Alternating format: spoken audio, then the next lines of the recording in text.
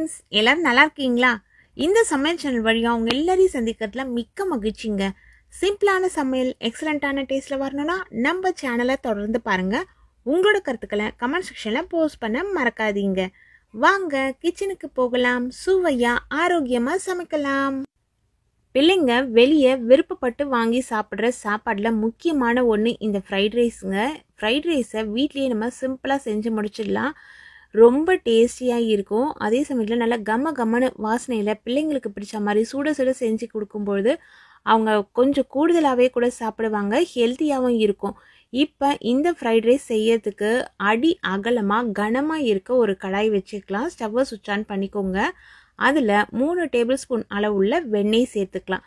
Fried rice செய்ய போகிறோம்னாலே நம்ம நல்லா ஒரு பெரிய பாத்திரமாக எடுத்துக்கணும். அதுவும் இரும்பு பாத்திரமாக இருந்துச்சுன்னா ரொம்பவே நல்லது. இந்த வெண்ணெய் உருகட்டும். வெண்ணெய் உருகிற வரைக்கும் தீயை நல்லா குறைச்சி வச்சுருங்க. வெண்ணெயில் சேர்த்து செய்யும் பொழுது தான் ஃப்ரைட் ரைஸ் அந்த ஒரிஜினல் டேஸ்ட்டோட நல்லா நமக்கு மணமாக இருக்கும். இதில் நம்மளோட தேவைக்கு ஏற்ற மாதிரி பச்சை மிளகாய் சேர்த்துக்கலாம். காரத்துக்கு ஏற்ற மாதிரி சேர்த்துக்கோங்க. நான் இன்றைக்கி 3 பச்சை மிளகாய் பொடியாக கட் பண்ணி எடுத்து சேர்த்துருக்கேன். 10 பூண்டு பற்களை இது போல் நீல வாக்கில் மெல்லிஸாக கட் பண்ணி எடுத்து சேர்த்துருக்கேன். நீங்கள் பச்சை மிளகாய் சேர்க்கும்போதே ஹை ஃப்ளேமில் வச்சுருங்க. அதுக்கு அடுத்தது 1.5 சென்டிமீட்டர் நீளமுள்ள இஞ்சி பொடியாக கட் பண்ணி எடுத்து சேர்த்தாச்சு. ஃப்ரைட் ரைஸ் செய்யும்பொழுது எந்த பொருள் வதக்கிறதா இருந்தாலுமே ஹை ஃப்ளேமில் வச்சு வதக்கணும். அப்போ தான் அந்த காய்கறிகள்லாம் நல்லா கிறிஸ்பியாக இருக்கும். அதே சமயத்தில் கொஞ்சம் கலரும் மாறி இருக்கும். ஒரு மீடியம் சைஸில் இருக்கிற வெங்காயத்தை நீல வாக்கில் கட் பண்ணி எடுத்து சேர்த்துக்கோங்க. வெண்ணெய் உருகிற வரைக்கும் ஸ்லோ ஃப்ளேமில் இருந்தால் போதும். அதுக்கப்புறம் ஹை ஃப்ளேமில் வச்சு நல்லா கலந்து விடலாம். இந்த வெங்காயமும் வெண்ணெயோடு சேர்ந்து நல்லா நமக்கு வதங்கி வரட்டும். இது போல் நமக்கு கலர் சேஞ்ச் ஆகணும். இந்த சமயத்தில் நீல வாக்கில் கட் பண்ண கோஸ் 2 கைப்பிடி அளவு சேர்த்துக்கலாம். நல்லா மெல்லிஸாக நீல வாக்கில் கட் பண்ண கேரட்டு, ஒரு பெரிய சைஸ் கேரட்டு அதை அப்படியே கட் பண்ணி எடுத்து சேர்த்துட்டேன். பீன்ஸ் இருந்ததுன்னா பொடியாக கட் பண்ணி எடுத்து சேர்த்துக்கலாம். நான் இன்றைக்கி பீன்ஸ் இதில் சேர்க்கல. காய்கறிகள்லாம் சேர்க்கும்பொழுது ஹை ஃப்ளேம்லேயே வச்சு கலந்து விடுங்க. கொஞ்சம் நேரம் கூட நீங்கள் கலந்து விடாமல் விட்டுட்டிங்கன்னா ஹை ஃப்ளேமில் இருக்கிறதுனால ஒரு சைடு நல்லாவே இது கருகி போயிடும். அதனால் கரெக்டாக நமக்கு காய்கறிகள்லாம் செவந்து வரணும்னா ஹை ஃப்ளேமில் வச்சு சமைங்க. அதுக்கு அடுத்தது ஒரு மீடியம் சைஸில் இருக்கிற குடமிளகா, க்ரீன் கலர் குடமிளகா, அதில் பாதி அளவு கட் பண்ணி சேர்த்துருக்கேன். அதே போல் மஞ்சள் கலரில் இருக்கிற குடமிளகா, சிகப்பு கலரில் இருக்கிற குடமிளகா எல்லாத்துலேயுமே பாதி தான் சேர்த்துருக்கேன். மீதி பாதியை நம்ம வேறு எதுக்காவது யூஸ் பண்ணிக்கலாம். அப்படி இல்லைனா ரெஃப்ரிஜிரேட்டரில் ப்ராப்பராக ஸ்டோர் பண்ணிட்டீங்கன்னா இன்னொரு நாள் நம்ம சமைச்சு சாப்பிட்டுக்கலாம். இப்போ பார்த்தீங்கன்னா நான் 200 கிராம் அளவுள்ள அரிசி தான் சேர்த்து செய்ய போகிறேன். அதுக்கு உண்டான அளவுகள் தான். நீங்கள் எந்த அளவு செய்ய போகிறீங்கன்றதுக்கு ஏற்ற மாதிரி காய்கறிகளோட அளவை கூடுதலாக சேர்த்துக்கோங்க. அதே போல் குடமிளகாலாம் ரொம்ப வெந்துடக்கூடாது. ஹை ஃப்ளேமில் வச்சு கலந்து விடணும். லைட்டாக அந்த கலர் சேஞ்ச் ஆகி வரும். அந்த மனம் லைட்டாக மாறினா போதும் நமக்கு. இப்போ பாருங்கள், காய்கறிகள்லாம் நல்லா ஓரளவு சுருங்கி வந்துருச்சு.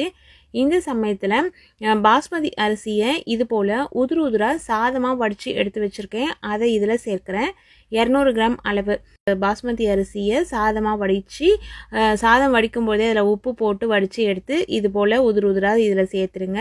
அதுக்கு அடுத்தது ஒரு 1/2 டேபிள் ஸ்பூன் அளவுள்ள சாதாரணமாக நம்ம வீட்டுக்கு பயன்படுத்துகிற கருப்பு மிளகுத்தூள் தான், ரசத்துக்கெல்லாம் பயன்படுத்துகிற மிளகுத்தூள் தான் சேர்த்துருக்கேன். அதுக்கப்புறம் இந்த காய்கறிகளுக்கு தேவையான அளவு உப்பு இதில் சேர்த்தேன். அது ஒரு 1/4 டேபிள் ஸ்பூன் அளவு இருக்கும். வீட்டில் வெள்ளை மிளகுத்தூள் வச்சுருந்திங்கன்னா அது சேர்த்துக்கோங்க. அதனோட ஃப்ளேவர் இன்னும் கொஞ்சம் நல்லாயிருக்கும். அப்படி இல்லைன்னா எந்த பிரச்சனையுமே இல்லை.